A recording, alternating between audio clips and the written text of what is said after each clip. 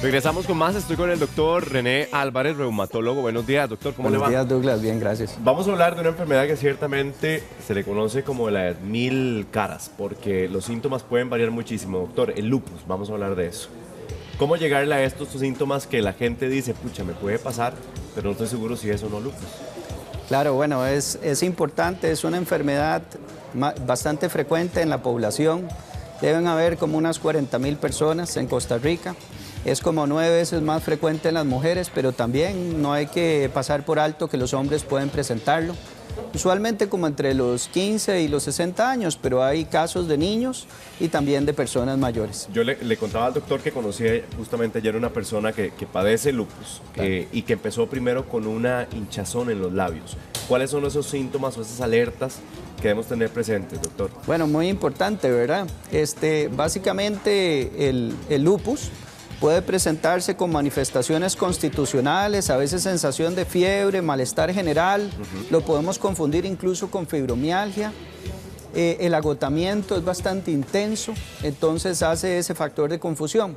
Clínicamente, ya en una fase clínica, las personas pueden empezar a tener caída del cabello. Esta es una queja frecuente, ¿verdad? En las personas con lupus pueden tener brote, sensibilidad a la luz solar, que generalmente es en zonas, por ejemplo, en la B de escote. Sí. Y también brotes en la cara, que nosotros llamamos brotes malares en esta región. Pueden tener dolor muscular, inflamación articular, pueden tener molestias osteomusculares, dolores generalizados, algunas veces cambios de coloración en la punta de los dedos, de color morado, pálido, blanco, o se pueden poner rojas las manos también. Doctor, cuando usted marca estas partes de acá, estamos hablando como una mancha que de repente uno le pasa sin inadvertida, digamos, porque uno dice, le salió una mancha y se acabó, o es algo más grave que eso. Sí, en general tiene un montón de manifestaciones diversas, pero la más importante es la sensibilidad a la luz solar. Hay que acordarse que la luz ultravioleta está presente en los fluorescentes también, no necesariamente expuestos en el ambiente. Y entonces las zonas expuestas a la luz solar son las que presentan más manifestaciones. Podría ser cara, cuello, si tuviéramos una camiseta. Si la mujer usara, por ejemplo, un tipo de camisa acá, entonces sería toda esta región de los hombros y los brazos. Eso es lo más frecuente que se presenta en el lupus. Ahora, doctor, hablemos de las variedades y qué afecta órganos. Hay unos que se manifiestan solamente en la piel. ¿Cómo llegarle al meollo de este asunto? Sí, ahí, Douglas, es muy importante que uno sea valorado rápidamente porque hay una fase preclínica antes de que haya sintomatología donde los pacientes pueden empezar a presentar anticuerpos todavía. Lo debe a uno ver el reumatólogo, que es el doctor especialista en la enfermedad, porque el diagnóstico no es sencillo. Pasar de esa fase de laboratorio a las manifestaciones clínicas, ya entonces podemos presentar estas que acabamos de mencionar, pero podría la enfermedad afectar órganos internos, de los cuales el órgano interno más frecuente que se afecta son los riñones. Incluso puede llegar a ser afección severa del riñón y trasplante renal. Por eso es que es importante detectar la enfermedad. Pues, doctor, vamos a ver, aquí tenemos una serie de síntomas. ¿Cuáles podrían presentarse de forma conjunta y cuáles podrían darse de forma, digamos, separada? Porque justamente usted dice, bueno, pueden ser, hay mucha confusión, hay poca información sobre esta enfermedad, pero ¿qué grupo podríamos, para que la gente en la casa le quede claro, agrupar, digamos, cuáles síntomas podríamos agrupar para tener una idea de si es lupus o no?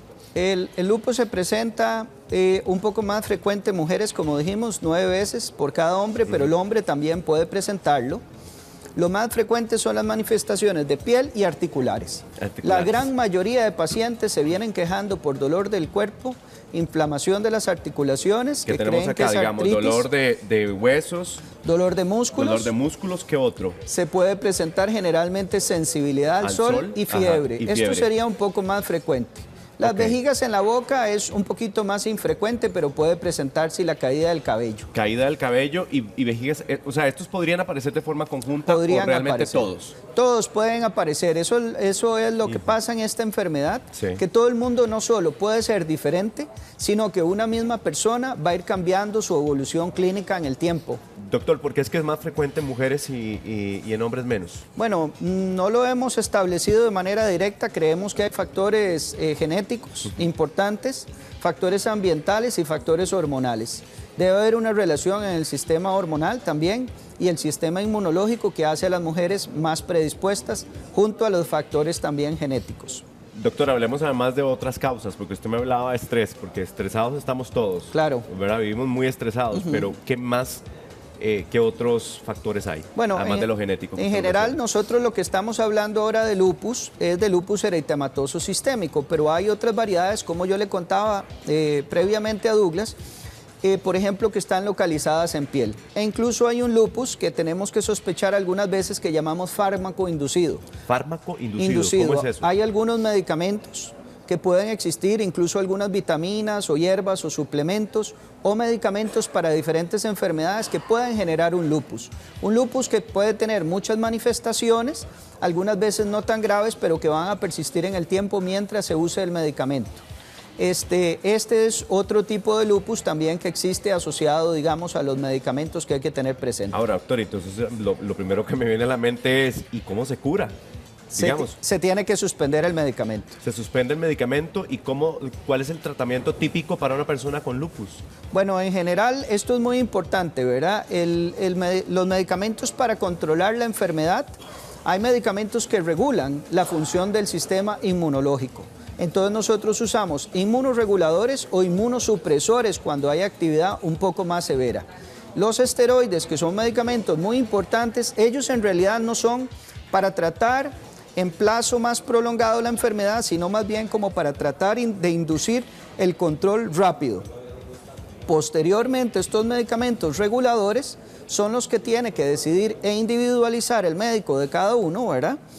Cuál, dependiendo del grado de actividad que uno tenga, cuál de estos medicamentos uno debe usar. Por eso, lo importante del mensaje sería que el manejo del lupus no es con esteroides, no es con dosis altas de esteroides. Sí, eso es muy importante, utilizarlo en un tiempo corto para controlar la crisis, pero el doctor tiene que tomar una decisión rápida en cómo regular a largo plazo la enfermedad con estos otros medicamentos. Casos de gente que está hospitalizada hasta 11 meses, doctor, qué complicado, ¿verdad? Pero le agradecemos, doctor, por guiarnos en este tema de la enfermedad de lupus. Realmente importante que la gente en casita tenga las herramientas necesarias. Así que muchas gracias. Muchas gracias por invitarme. Con todo gusto. Vamos ahora con Verónica y la mención importante de esta hora.